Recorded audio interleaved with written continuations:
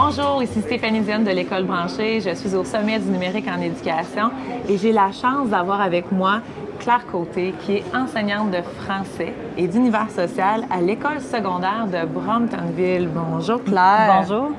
Claire, vous, à l'école, avez choisi d'intégrer le programme AVANT. Qu'est-ce que ça veut dire AVANT? AVANT, ça veut dire apporter votre appareil numérique. Ça veut dire que les élèves peuvent apporter n'importe lequel de leurs appareils, c'est ça? Exactement. Ça implique d'apporter un appareil qu'ils ont à la maison. Puis en même temps, ça évite une charge financière supplémentaire aux parents. Puis on utilise déjà ce qu'ils ont sous la main, parce que la plupart du temps, ils ont déjà un appareil numérique tout à fait utile à l'école. C'est vrai. Ordinateur portable, tablette. Exact. Chromebook, par exemple. Chromebook, effectivement, par exemple. Puis, c'est quoi la réflexion qu'on doit se faire ou que vous vous êtes faite finalement avant de choisir d'implanter ce programme-là? Pour être franche, on avait déjà implanté la suite Google à l'école. OK. Donc, on avait déjà certains outils en place. On a tenté de trouver l'appareil qui répondait le mieux aux besoins des élèves à la suite de ça.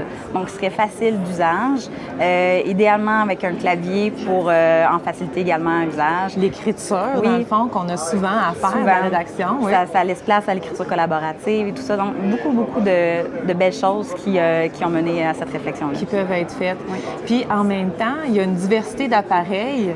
Donc, est-ce que ça apportait certains questionnements au sujet de est-ce que ça va être problématique en classe? Comment vous avez réfléchi Bien, cette en fait, question-là? ça fait peur, c'est sûr et certain, parce qu'on ne se cachera pas que le fait d'avoir peut-être 10 appareils différents en classe, bien, ça laisse un certain... il faut savoir se lancer dans le vide dans ce temps-là. Ouais, Donc, il y a une certaine crainte parce qu'on ne les connaît pas tous nécessairement, les appareils. Puis, on fait confiance aux élèves là-dessus, c'est-à-dire qu'ils sont capables de nous montrer comment fonctionne un appareil. Puis, à la limite, ils sont des experts encore plus que nous. Et puis là, dans le fond, ce que vous allez faire avec eux, avec ces appareils-là, c'est probablement un usage différent. Oui. Qu'est-ce qu'ils en font? Donc, ça va être vraiment un apprentissage pour eux également, parce que là, on va passer d'un outil qui est très utilisé pour les loisirs, par exemple. Oui, qui est plus ludique, dans Exact. lequel les jeunes sont plutôt passifs, en train de regarder, de consommer. Ah oui, on consomme, on fait un petit peu de Snapchat, Instagram.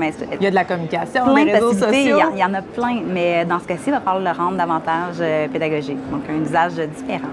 Exactement. Beaucoup d'éducation. Puis ouais. comment vous vous préparez comme groupe école, tranquillement, à être à l'aise avec le fait d'avoir cette accessibilité-là d'appareils numériques en classe? Bien, ça s'est fait un peu de façon graduelle. Les premières approches, ça a été d'implanter le Wi-Fi dans les différentes ailes de l'école, offrir la possibilité aux élèves d'apporter cellulaire ou tablette en classe au départ, faire des premiers Déjà, tests. là, Oui. ça, c'était en place. OK. Oui, bien, en fait, c'est important de faire les tests avant de mobiliser ou le déployer à la grandeur de l'école.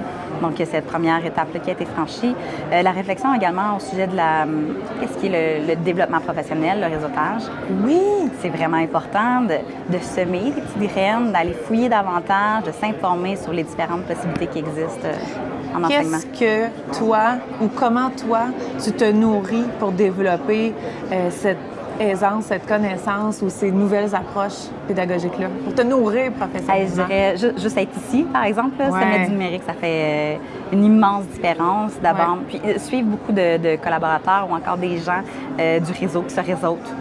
Donc, tu les suis sur Twitter. Twitter. Est-ce que tu utilises aussi certains Je vais groupes avec Facebook? Twitter, groupe Facebook. Il y en a plusieurs qui existent autant technopédagogie, qu'on parle de Hypadox ou encore de la variété pour les classes flexibles. En fait, il y en a tellement. Donc, c'est trouver, être sûr, les approches qui nous intéressent davantage, aller fouiller nos centres d'intérêt, puis à ça, le partager à nos collègues. Ouais. Parce que c'est par le partage qu'ils vont en apprendre davantage. Des fois, ça fait juste donner un petit peu l'étincelle, l'envie à notre voisin d'essayer. Exactement. C'est ce qu'on fait présentement. Puis qu'est-ce que tu aurais comme message ou comme mot d'encouragement à partager à des collègues ou même à d'autres enseignants dans cette perspective-là, d'ouvrir la porte de la classe à différents appareils? Parce que là, ça ouvre la porte à différentes perspectives pédagogiques aussi. Exactement. Hein? Bon, bien, la prise de risque. Pas avoir peur de l'erreur. On a entendu beaucoup parler de faire confiance à l'élève. Ouais. Puis, Oui, la prise de risque, vraiment. Se lancer, l'essayer, pas avoir peur de l'essayer. Donc ça serait mon premier conseil, se réseauter. Définitivement, là, ça vaut vraiment la peine de prendre le temps d'aller suivre des gens, de s'abonner, d'aller voir ce qui se fait ailleurs aussi, dans d'autres écoles. C'est ça. Se promener, aller en formation ou faire venir un formateur également. C'est ça. C'est de la contamination Exact. positive qui se passe en suivant d'autres personnes. Oui, puis ça amène à rayonner davantage également par la suite, du point de vue professionnel, tout ça. C'est ça. Puis le principal avantage pour les élèves que vous souhaitez aller chercher avec ce programme-là? Je le vois vraiment comme étant une possibilité de motivation, puis davantage d'implication de sa part dans son cheminement scolaire. D'engagement, puis peut-être aussi que ça les accueille dans un monde qui leur appartient déjà, parce que c'est leur appareil aussi en même temps. Oui, en même temps, puis il y a tellement pas une barrière, mais il y a un fossé entre ce qui se passe à la maison puis ce qui se passe dans la classe présentement. Donc, est-ce qu'on peut jumeler les deux mondes puis faire que l'école soit une réalité? Bien, merci Claire d'avoir partagé ce que vous implantez à l'école secondaire de Bromptonville. Félicitations. Merci beaucoup. Merci beaucoup. Merci.